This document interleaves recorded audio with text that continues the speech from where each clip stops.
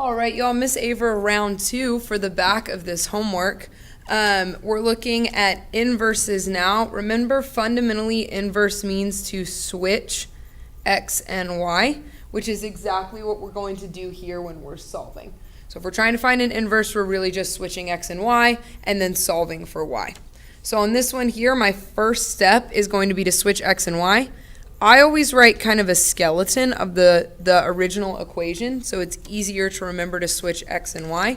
So I've got y here, x here. I'm going to switch them for my inverse, and then I'm going to solve for y or get y by itself.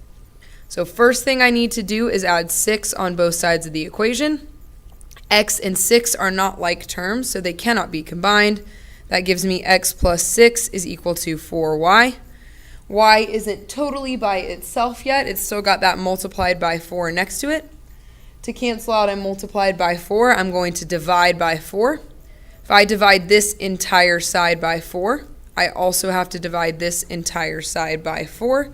So my 4's cancel out on this side, and I have, I'm running out of room here, x plus 6 over 4 is equal to y. Now this is a 100% correct answer, and I would accept that on a free response quiz. You also can split this into 2 fractions. I'm going to do that up here. Man, my handwriting is too big for this. Miss Keys, how do you do this? You can split this into 2 fractions as well, with 4 as the denominator of both. So this could also be 1 over 4x plus 6 over 4 is also a perfectly correct answer if you simplified. Okay, so either one of these boxed answers is correct, but these do not tell you you have to simplify.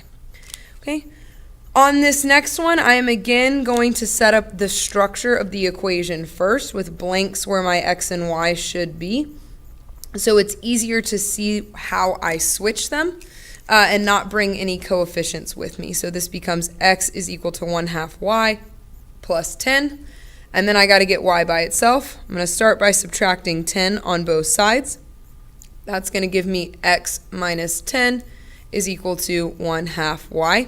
Now this 1/2 y can be a little bit tricky because it looks like multiplication. But remember, 1/2 as a fraction really means division. And to cancel out division, we need to do multiplication. So this is really a divided by 2. So to cancel it out, we're going to do a multiplied by 2. Now, if I multiply this entire side of the equation by 2, I also have to multiply this entire side of the equation by 2. If I've got a 2 on the outside of parentheses, it means multiplication, which means I have to distribute not only to my first term, but to my second term as well. So 2 times x gives me 2x. 2 times negative 10 gives me negative 20. My 1/2 and my times 2 cancel out on the top, so I'm left with equals to y. I've got y totally by itself, so that is my inverse. Okay, and on this very last one, this one gets a little bit tricky because we've got a fun little squared to deal with here. So first, as always, we're going to switch our x and y values, but this one looks tricky because the only part of the equation that stays where it is that little squared. So I'm going to flip my x and y values. And now I've got to get y by itself. Reminder, reminder that to cancel out a squared, we have to take the square root of both sides of the equation. So that leaves me with square root of x is equal to y because the squared and the square root cancel each other out. We're not going to worry about plus or minus here because we don't have to do domain restrictions. But that's more than you needed to know. So square root to cancel out the squared, and that gives us square root of x is equal to y. Y is by itself. That is my inverse. I am good to go. Beautiful. We're going to carry this over to an IB textbook problem. Sorry, there's pink on the other side. I didn't have a second sheet of homework because so many of you lost yours that I lost all my extra copies. A little shout out to y'all in this video. So this is another question of that is inverse. It says let f of x be x squared minus 3. And it says find the inverse function. Remember, this notation here really just means inverse. So I'm going to take this original function, and reminder that f of x is the same thing as y, and I work better with x and y, so I'm going to cross through my f of x and rewrite this as y is equal to x squared minus 3. From here, I set up my framework again, leaving blanks where my x and y are, so it's easier to see how I flip them. And now I'm going to get y by itself. First thing I'm going to do is add 3 on both sides, and I'm going to move over here because I'm running out of room. That gives me x plus 3 is equal to y squared. And now I've got to cancel out that squared. So to cancel out that squared, I'm going to take the square root of both sides. If I take the square root of the entire side of the entire right side of the equation, I also have to take the square root of the entire left side of the equation. So my final answer is going to be square root of x plus 3, making sure both of these are underneath that square root. You can put them in parentheses if you want, is equal to y, because the square root and the squared cancel each other out. So this one is my original function, and this one is my inverse function.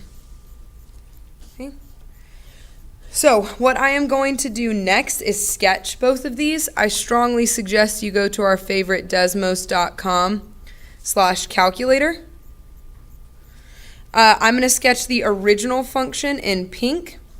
The original function, this goes back to our transformations, is just a quadratic shifted down 3. So 1, 2, 3. We'll say that that is at the point 0, -3.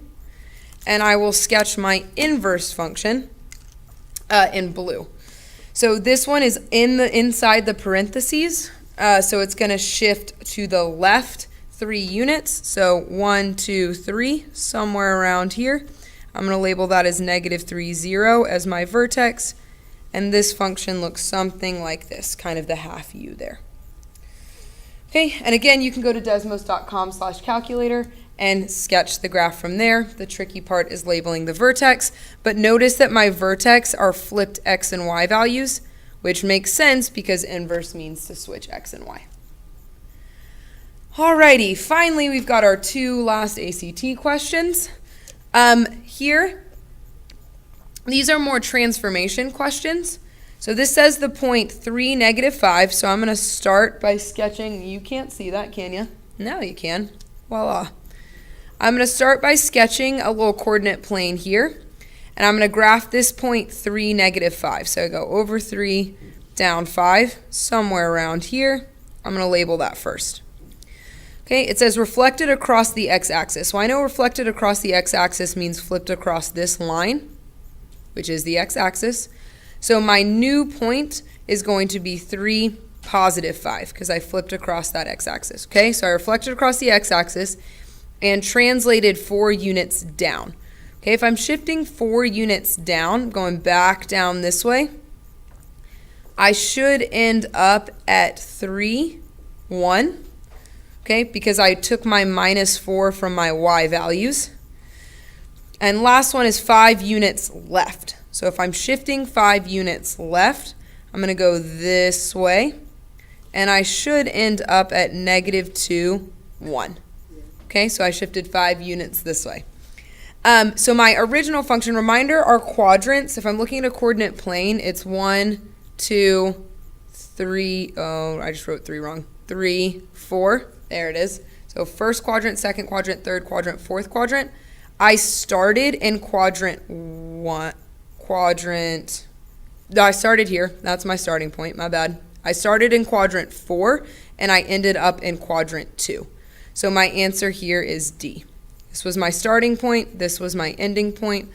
So I started in quadrant 4, ended in quadrant 2 after my transformations. All right, very last ACT problem. It says a point at -2, 8. So again, I always sketch these out because I have to see it to understand it. So I'm at -2, +8, somewhere around there. It's shifted right 8 units. So we'll start with our right 8 units. So I'm going to go from -2, and I'm going to shift it all the way over 8 units. That's going to put me at +6, 8, because -2, right here, -2 plus 8 gives me 6. And then it says down 2 units. So from this point, I go down 2 units. That should get me at 0.66, because from here to here, that's my changing y values. I subtracted 2. So my final point should be at 6, 6. The answer is C. Okay? That is it for homework number 6. No one has come up with a clever YouTube sign off for me yet, so bonus points to anyone who thinks of one. For now, like and subscribe. Okay, bye.